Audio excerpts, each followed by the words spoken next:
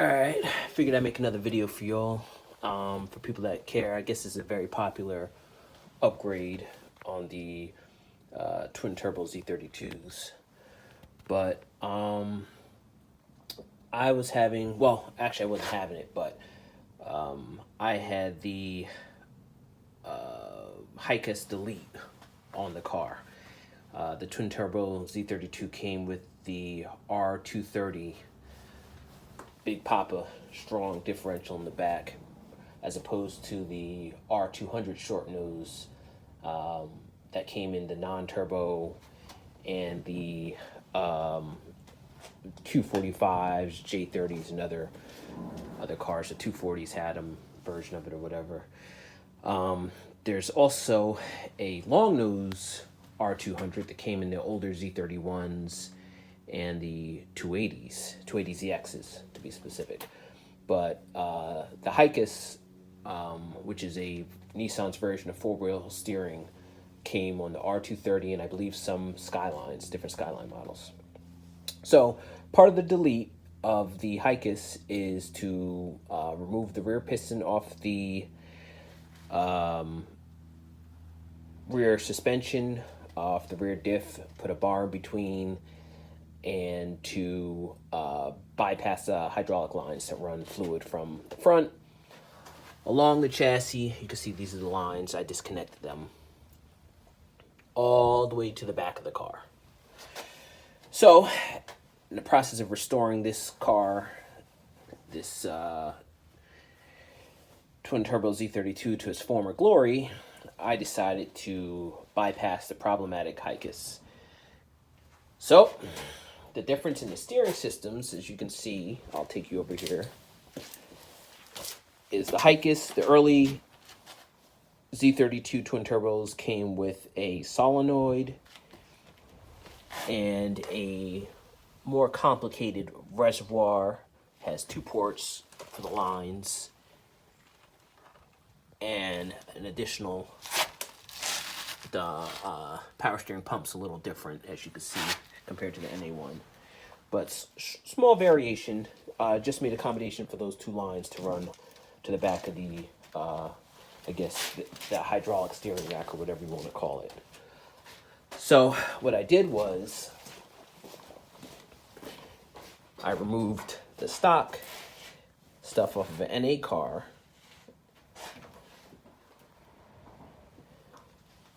and swapped it over to the twin turbo.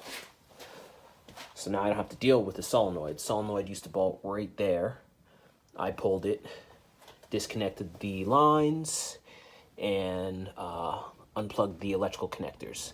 That let me get down in here and start to degrease and scrub and prep for paint. Because as you can see, it badly needs it. She's rough looking. But what all was involved was this banjo bolt, I believe that's what it's called, has two washers on either side of the bolt. They basically sandwich this hydraulic line. Let me go do it slower. Excuse me, I'm not a professional YouTuber, so I'm doing the best I can. That line goes into the portion of the steering rack, and it's got another one that loops around and comes up to the front of the car. I believe it's a return line, but not positive.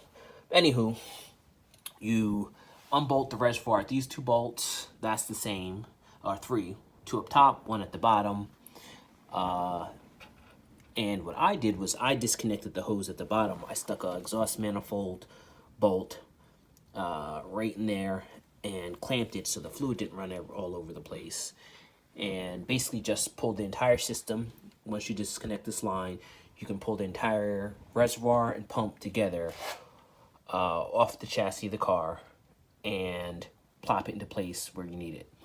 So I haven't finished yet, but what I'm going to do is disconnect this here. That's not a OEM Nissan clamp. So I took from my parts car. I don't have any pictures, but okay.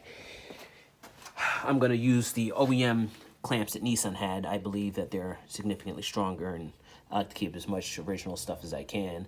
I'm going to disconnect that, take the bolt out, disconnect this, unscrew it, and I'm going to slide this hose right back on there.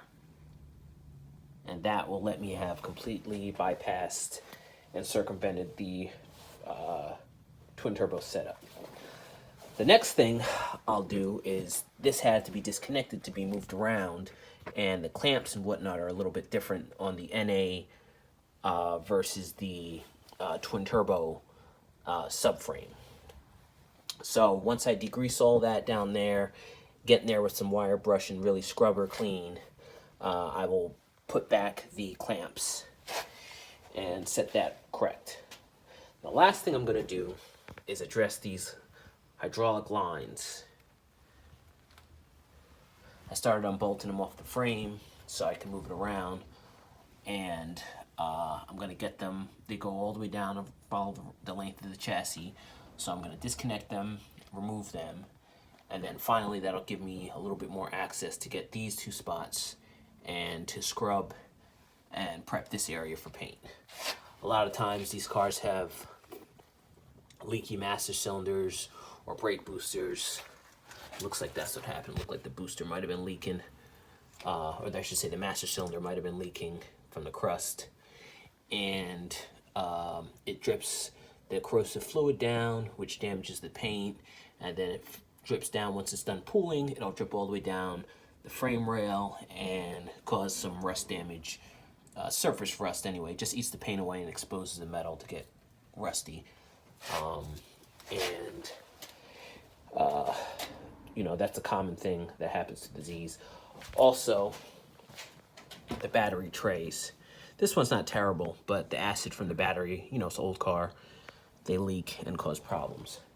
Fortunately for me, because I'm a made guy, Nissan OG big homie, I've got a fairly nice battery tray, a little rust over there, and a non-leaky little bit on this master cylinder's leaky, but the brake booster looks like it's in good shape from the non-turbo car, judging by the condition. Doesn't look like it's been leaking down there too much.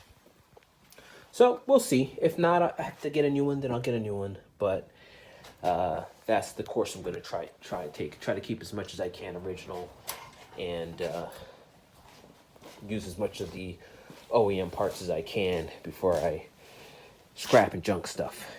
But thanks for watching. If you got any questions, just holla at me. Let me know what you think, and hopefully somebody gets to upgrade their power steering system. Thanks so much.